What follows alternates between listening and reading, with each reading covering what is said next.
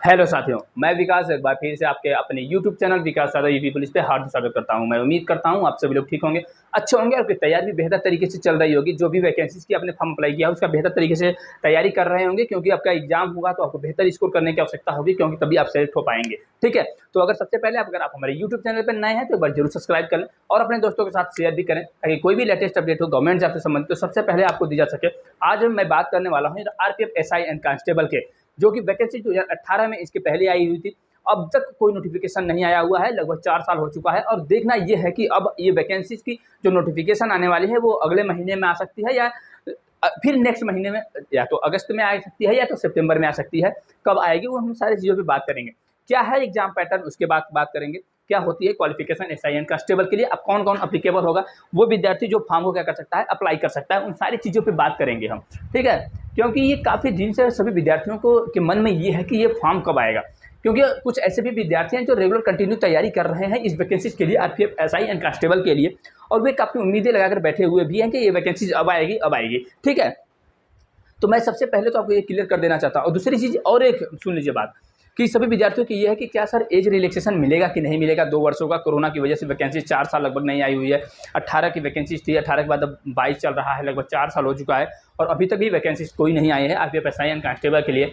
तो क्या जो ओवर एज हो चुके हैं विद्यार्थी उनके लिए एज रिलैक्सेशन दिया जाएगा या नहीं दिया जाएगा 2 वर्षों का, तो उसके बारे में मैं आपको सबसे पहले एज रिलैक्सेशन के बारे में बता देता हूँ कि 2 वर्ष का एज रिलैक्सेशन संभवतः दिया जाएगा। सभी साथियों को ये उम्मीद है कि 2 वर्ष का एज रिलैक्सेशन दिया जाएगा, क्योंकि एज रिलैक्सेशन जैसा कि आर्मी में दिया गया है और ये चीज़ें क्लियर हुई हैं कि कोरोना की वजह से वैकेंसीज नहीं आई हैं। तो कोरोना की वजह से किसी भी वैकेंसीज नहीं आई हैं किसी भी बोर्ड के द्वारा, तो इसमें आपको हो सकता है कि 2 वर्ष का एज रिलैक्सेशन संभवतः दिया जाए। इस चीज़ पे विचार भी किया जा रहा होगा और ये कारण भी हो सकता है वैकेंसी लेट होने का। ठीक है, तो आइए हम बात करते हैं इस बार जो 10,000 प्लस पोस्ट आने वाला है, इसमें एसआई एंड कांस्टेबल के लिए क्या क्वालिफिकेशन होती है, आपका क्या एज क्राइटेरिया होती है और क्या एग्जाम पैटर्न है, इन तीनों चीज़ों पे बात करेंगे। और जो आपका पीएसटी फिजिकल स्टैंडर्ड टेस्ट और फिजिकल इफिशिएंसी टेस्ट होता है, उसमें मैं नॉर्मली आपको हाइट बता दूंगा, उसके बाद और सारी चीज़ें वो बाद में कन्फर्म कर दूंगा। जैसे ही आपका एग्जाम नोटिफिकेशन आता है वो सारी चीज़ें क्लियर कर दूंगा। ठीक है, तो जो एसआई के लिए आपकी उम्र की आवश्यकता होती है वो 20 से 25 वर्ष होती है जनरल के लिए, जैसा कि मैं बात कर रहा हूँ। अगर आप आरपीएफ एसआई की फॉर्म अप्लाई करेंगे तो आपका उम्र 20 से 25 वर्ष होना चाहिए। ठीक है, 20 से 25 वर्ष जनरल होना चाहिए। और एससी एसटी ओबीसी के लिए जैसे एज पर रूल क्राइटेरिया के अकॉर्डिंग जो उनको छूट दी जाती है वो दी जाएगी। ठीक है, उसके बाद जो क्वालिफिकेशन होता है ग्रेजुएशन कंप्लीट होना चाहिए एसआई के लिए। ठीक है, अगर एसआई बनना चाहते हैं आप आरपीएफ में या आरपीएफ में, तो आपकी जो एज है वो 20 से 25 वर्ष होनी चाहिए और जो क्वालिफिकेशन है वो ग्रेजुएशन कंप्लीट हो जाए। अपियरिंग नहीं चलता है इसमें, ग्रेजुएशन कंप्लीट होनी चाहिए, ग्रेजुएशन कंप्लीट होनी चाहिए, अपियरिंग नहीं होता है। ठीक है, उसके बाद मैं इसके एग्जाम पैटर्न के बारे में भी आपको बता देता हूँ नॉर्मली, कि जो एग्जाम पैटर्न है 120 क्वेश्चन का होता है, 90 मिनट की टाइमिंग होती है, जिसमें से आपके मैथ्स, ठीक है, जिसमें से आपके मैथ्स आते हैं, रीजनिंग आते हैं और जीएस के आते हैं। मैथ्स के 35 क्वेश्चन होते हैं, रीजनिंग के 35 क्वेश्चन होते हैं और जीएस के 50 क्वेश्चन होते हैं। 1/3 निगेटिव मार्किंग होती है। और जो सेम सिलेबस इसका है आरपीएफ एसआई का और सेम पैटर्न वही होता है किसमें, आपका आरपीएफ कांस्टेबल के लिए भी सेम पैटर्न होता है। 120 क्वेश्चन होते हैं, 90 मिनट की टाइमिंग होती है, उसके बाद आपका 1/3 निगेटिव मार्किंग इसमें भी होता है। ठीक है, ये चीज़ें हो गई।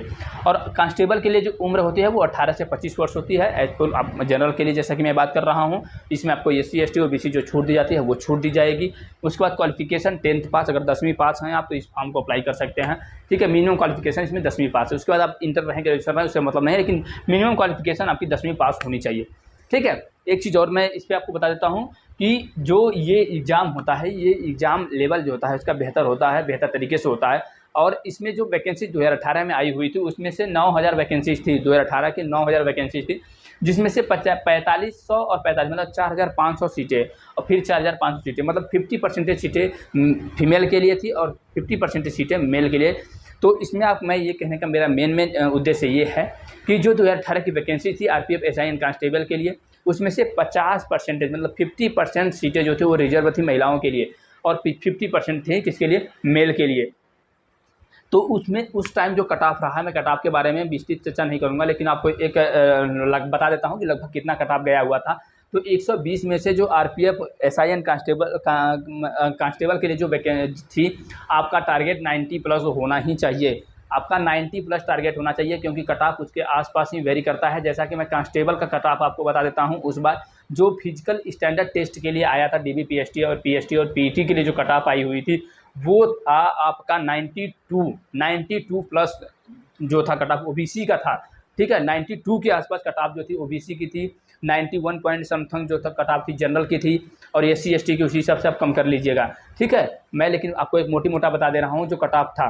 तो 90 प्लस आपका टारगेट होना चाहिए। अगर आप इस वाली वैकेंसीज में होना चाहते हैं तो 2022 की जो वैकेंसीज है इसमें आपका 120 प्लस कितना 120 में से 120 क्वेश्चन होते हैं, तो इसमें से आपका लगभग आपको 90 प्लस टारगेट लेकर चलना पड़ेगा। इतना टारगेट लेकर चलेंगे तभी आप अपने लक्ष्य को पा सकते हैं। ठीक है, 90 प्लस टारगेट आपका होना चाहिए। इस टारगेट को बनाकर आप बेहतर तरीके से तैयारी करें, एक अच्छे कंटेंट के साथ तैयारी करें, एक अच्छे प्लेटफॉर्म पे तैयारी करें।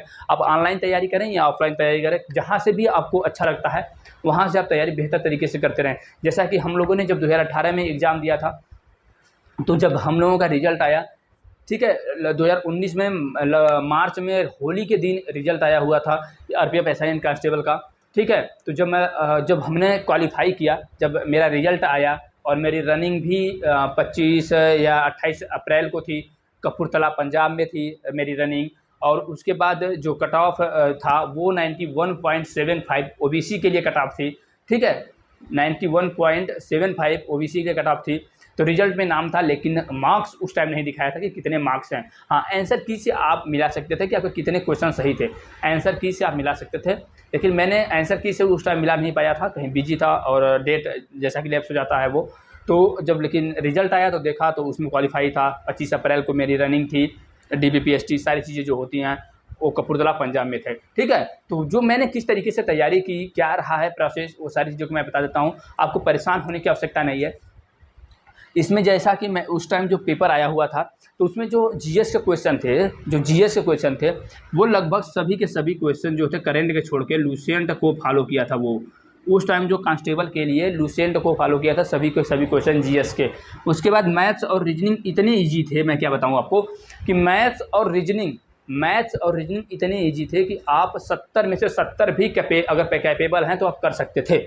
इतना ईजी था, सिर्फ थोड़ी सी कैलकुलेशन थी, नहीं तो 70 में से 70 आउट ऑफ 70 क्वेश्चन आप कर सकते थे सही बिल्कुल। ठीक है, और GS मैंने जैसा कि आपको बता दिया कि सिर्फ लूसेंट को फॉलो किया था करंट को छोड़ करके। और करंट भी अगर नॉर्मली आप यूट्यूब से या कहीं से भी पढ़ लेंगे तो करंट भी आपका क्वेश्चन अटेम्प्ट हो जाएगा। और उसमें जो GS का क्वेश्चन था लूसेंट से लगभग 30 प्लस क्वेश्चन लूसेंट से ही दिया हुआ था। तो मैं ये उम्मीद करता हूँ कि अगर आप लूसेंट भी पढ़ लेते हैं बेहतर तरीके से तो कांस्टेबल में आपको कोई समस्या नहीं होगी एग्जाम को क्वालिफाई करने में। और मैथ रीजनिंग इतने ईजी होते हैं कि आप अगर नॉर्मल तरीके से आप प्रैक्टिस सिर्फ कर रहे हैं और बेसिक से भी तैयारी कर रहे हैं तो आप अच्छे स्कोर कर ले जाएंगे। सिर्फ आपकी थोड़ी सी प्रैक्टिस होनी चाहिए, ताकि वहाँ एग्जाम में आप टाइम मैनेजमेंट कर लें, क्योंकि 90 मिनट का ही टाइमिंग होता है, 120 क्वेश्चन होते हैं, आप टाइम मैनेज भी कर लेंगे। ठीक है, तो ये है सारा चीज़ें जो डिटेल्स RPF SIN कांस्टेबल के लिए। ठीक है, तो आप तैयारी लगातार करते रहें। और जैसा कि मैं आपको बता देता हूँ कि इसका जो नोटिफिकेशन है वो जल्द ही आ सकता है, कभी भी आ सकता है इसका नोटिफिकेशन। और इस पर भी मुझे उम्मीद है कि एज रिलैक्सेशन को लेकर के बातें चल रही होंगी, चर्चाएं होंगी कि क्या इन विद्यार्थियों को भी एज रिलैक्सेशन दिया जाए। और संभवतः ये उम्मीद भी लगाई जा रही है कि आप सभी साथियों को 2 वर्ष का एज रिलैक्सेशन दिया जाए, ताकि वो विद्यार्थी भी इसमें सम्मिलित हो सकें जो ओवर एज हो चुके हैं इस भर्ती के इंतजार में। ठीक है, तो ये मैंने सारा डिटेल्स आपको बता दिया है। और कैसा रहा है स्ट्रेटजी, मैंने किस तरीके से क्वालिफाई किया वो भी चीज़ें आपको कंफर्म कर दिया हूँ। और लगभग 6 से 7 घंटे अगर आप डेली पढ़ते हैं तो आप इस एग्ज़ाम को आसानी से क्रैक कर सकते हैं। ठीक है, तो एक बार फिर से कहना चाहूँगा, अगर आप हमारे YouTube चैनल पर नए हैं तो एक बार जरूर सब्सक्राइब कर लें। इसी तरीके के जो भी लेटेस्ट अपडेट होंगे सबसे पहले आपको दी जाएंगी। और एग्ज़ाम से संबंधित कुछ ऐसे मेंटर जो होंगी मोटिवेशन चीज़ें, वो सारी चीज़ें आपको प्रोवाइड की जाएंगी ताकि आप बेहतर करें अपने एग्ज़ाम में। ठीक है, तो आज के लिए इतना ही रखते हैं, तब तक के लिए सभी साथियों का धन्यवाद।